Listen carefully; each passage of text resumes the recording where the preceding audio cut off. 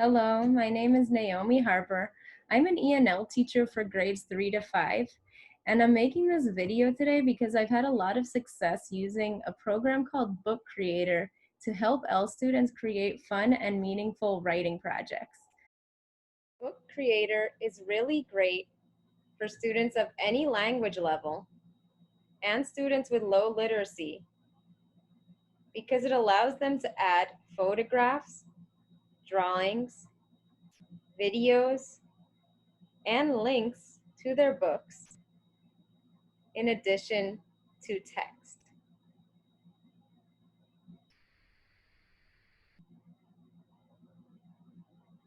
They can even create comics.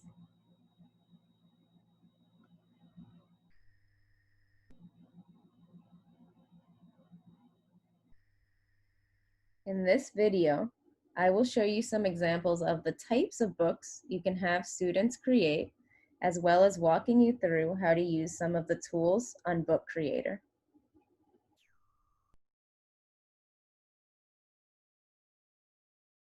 The first thing that you're going to do if you want to create a new book is just click on this button. And then it's going to give you some options for what kind of book you would like to create. So there's also comic book options, but for now I'm going to start with just a regular square book.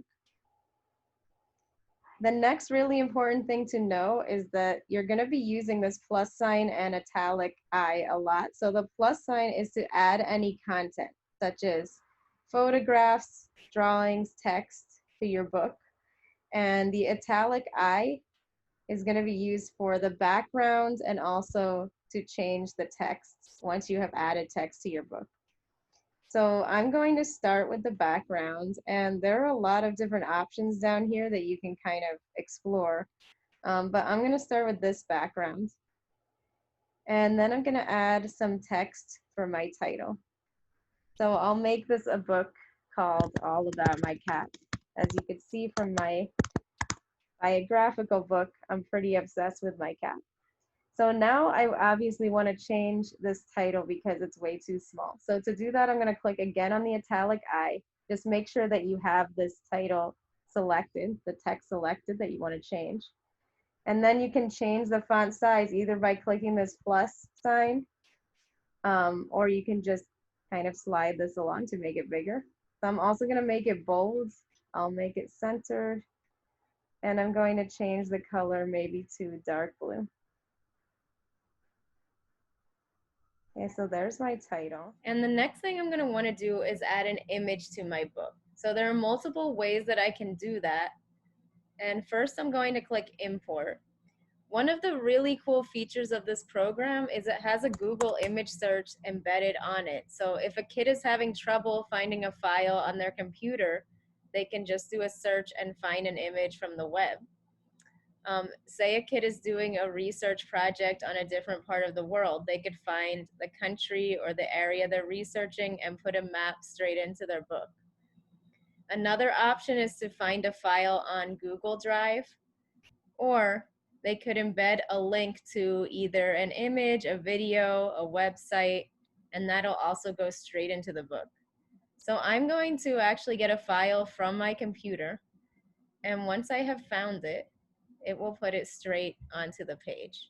Another way that I could add a photograph or video to the book is through this camera feature. And this is also very easy for students to use. So by clicking on this, if their device has a camera built into it, they will be able to take a picture directly of themselves or of something in their household, or they can even take a video of themselves. And now that I'm done my title page, in order to create a new page, I'm going to click this right arrow. And then another cool thing that I can do is add a recording of my voice. Okay, so I'll click use recording, and then the icon will pop up, which you can move wherever you want. And then a student or anyone reading it can click on this to hear your recording. My cat is the best in the world. And this feature is also very useful for students who may have a low level of literacy, or just don't have the language yet to write a lot of text in the book. So they could record what they want the page to say, and then you as the teacher could even decide to put the text in afterwards. So now I'm thinking I'm going to add a shape because I want to do a drawing of my cat, but I want it to be kind of separate from the rest of the background. So let me change the color of that. Make it maybe this light yellow color. And I can use this pen tool to create a drawing. So as you can see, there are different types of tools you can use to draw. For now, I'm just going to use this simple one, and I'll change the thickness a little bit. I can also change the color up here. So let me make it brown. And then you get the gist, so I won't get too detailed, but I'm just going to pretend I'm doing a drawing of my cat. You can fill it in using this bucket tool. You can erase if you make a mistake as well, or click undo. And you can even use this little emoji tool to add an emoji. So I'm going to search for pause. And I can add this little paw print. Okay, so then I'm going to click done because I'm finished my drawing. Once you're ready to publish the book, you can click this play icon, which will then turn the book into what looks like a physical bound copy. Now you have the option to have the book read to you. All about my cat. You also have the option to publish the book online. So this will give you a link that you can then share with others so that anyone can read your book. Or you can download the book as an ebook or print it.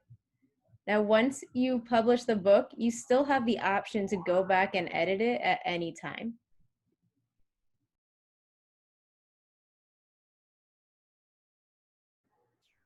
So to create a comic, I'm going to again click New Book. I'm going to choose this time one of my comic options. And the first thing that you will notice is that now there are different backgrounds that are more suitable for comics. So I'll choose this one for my cover page. The other thing is that in addition now to media and shapes, we also have special comic options.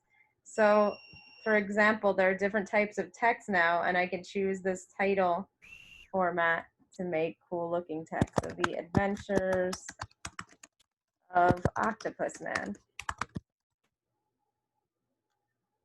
Okay, so let me make that text a different color. Okay, and let's say that I'm done my title page. Now I want to start my panel. So to do that, I would click on comics and choose the panel that I would like. And one feature that I think is really cool, especially for comics, even though you can use it on regular books, is this auto drawing feature. So I'll click on that. I can change the color of my drawing again. And the cool thing is that you can just start drawing something and this feature will kind of guess what you're trying to draw. So I was trying to draw an octopus and now I found an octopus. Okay, so I will click done. And I want to make my octopus say something, so now I can add a speech bubble. And I can make that larger or smaller, and then I can just add regular text to the inside of that. If I want to add a caption, I would also use the text option, choose caption. I can even add a sticker, and there are options of stickers that are already done for you, or you can use these blank ones to create your own.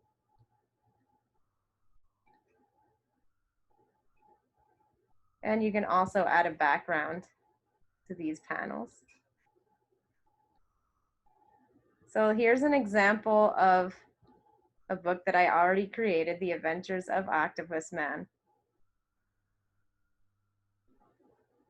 And I did this using the auto drawing feature.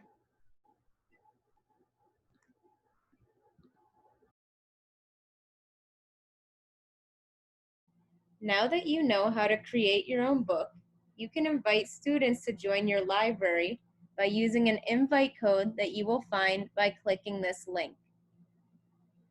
Your students will have different options for signing in, such as with a Google email account, with Office 365, or with a QR code. And once your students are signed in, they will be able to see the books you've created, but each student will only be able to edit their own books. As the teacher, you have the power to see and edit all of your students' books. If you're able to access your students' accounts, you could even sign on behalf of your student and create a template for a book that they could then edit.